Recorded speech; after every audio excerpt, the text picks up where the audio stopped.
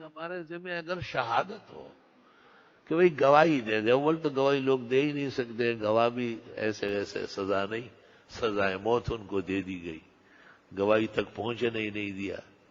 ماحول جب سازگار نہ ہو تو نہ امانت امانت ہے اور نہ شہادت شہادت رہتی ہے۔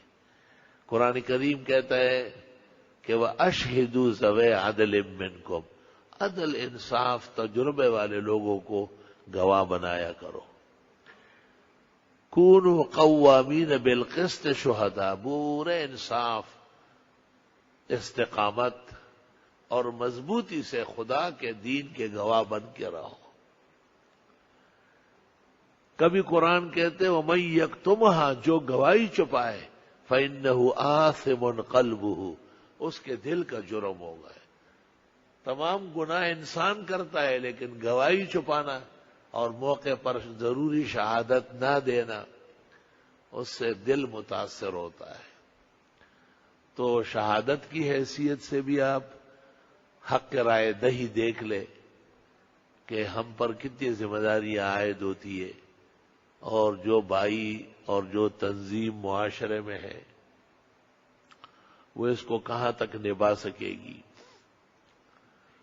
اور اگر یہ مان لیا جائے کہ بھئی یہ شفاعت ہے، اس میں ایک پہلو شفاعت کی بھی ہے جس کو آپ سفارش کہتے ہیں، تو قرآن نے ایک اصول ذکر کیا ہے کہ جائز کاموں کی سفارش ثواب ہے اور عبادت ہے، اس کو حصہ ملے گا، اور گناہ کے جو کام ہے ان کی سفارش کرنے سے سفارشی بھی گناہگار کہلائے گا۔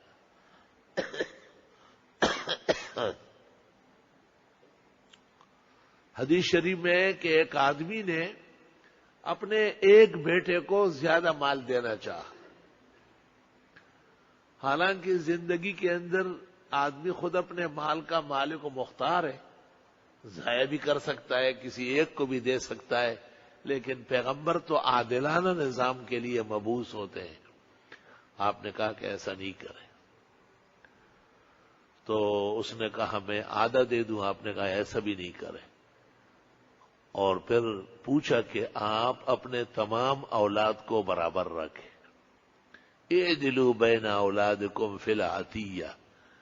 چنانچہ محدثین اور فقہاء چاروں مذاہب متفق ہے کہ زندگی میں اگر ماں باپ دینا چاہے تو یہ ہدایہ ہے، گفٹ ہے، عطیات ہے، سوغات دے۔ وراثت تو بعد الموت ہوتی ہے، جب وہ مرے گا اور پھر بٹے گا، وہ وراثت ہے۔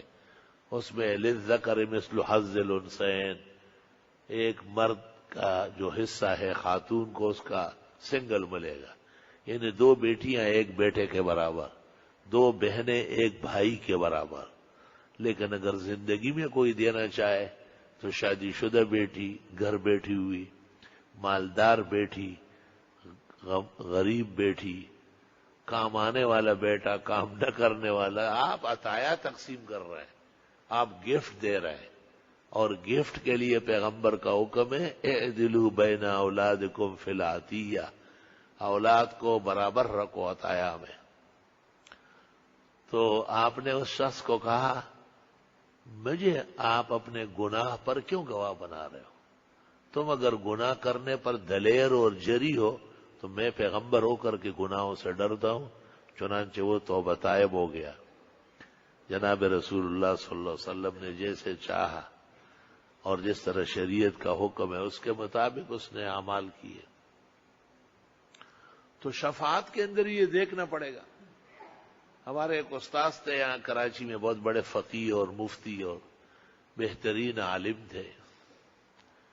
اس زمانے میں فقیہ ہذہ الامہ محمود الملت والدین حضرت اقدس مولانا مفتی محمود صاحب صوبہ سرحد میں وزیر اعلیٰ مقرر ہوئے، اس زمانے کی بات ہے۔ تو ہمارے اس استاد مفتی صاحب کو اپنے ایک مقتدی نے کہا کہ میں باہر ملکوں میں بڑے بڑے بینکوں میں ملازم رہا ہوں، اور وہاں سے میں ریٹائر ہو کر کے آیا ہوں، گھر بیٹھا ہوا ہوں، کوئی کام نہیں ہے، اور بینکوں کا کام میں خوب جانتا ہوں، تو اگر مجھے کسی اچھے بینک میں نوکری مل جائے تو ذرا گزر بسر اچھی ہو جائے گی۔ تو ہمارے اس استاذ نے حضرت اقدس مفتی محمود صاحب کو ٹیلی فون کیا کہ اس شخص کو کسی بینک میں لگا ہے. تو حضرت مولانا مفتی محمود صاحب نے فرمایا کہ میں تو بینک کی نوکری اور بینک کے لیے اس نوکری کے لیے سفارش دونوں ناجائز سمجھتا ہوں، اور یہ آپ کا مقتدی ہے اور آپ کا بھروسہ ہے ان پر، تو اس مسئلے میں آپ فتویٰ لکھیں اور میں اس وقت آپ کے فتوے پر عمل کر لوں گا اور اس کی سفارش فیڈرل حکومت کا کروں گا، کیونکہ وزیر اعلیٰ تقرر نہیں کر سکتے، وہ وفاق سے اجازت لے گا یا سفارش کرے گا، مگر سفارش ناجائز کام کی ناجائز ہے اور جائز کام کی جائز ہے. تو ہمارے اس استاد نے ایک دن فرمایا کہ مجھے نہایت دکھ ہوا کہ میں درسگاہ میں بیٹھ کر جائز اور ناجائز کا فرق نہیں کر رہا، اور وہ وزیر اعلیٰ کے مسند پر بیٹھ کر کہتے ہیں کہ میں ناجائز کام کی سفارش نہیں کر سکتا. ہاں اگر کسی عالم دین کا فتویٰ آیا تو میں اپنا علم چھوڑ کر اعتماد آپ پر کر کے سفارش آگے بڑھا دوں گا. تو انہوں نے کہا حضرت معاف فرمائے، مجھ سے بہت فوش غلطی ہو گئی. فرمایا ایسی غلطیاں کرتے رہو تو لوگ کہاں جائیں گے. لا الہ الا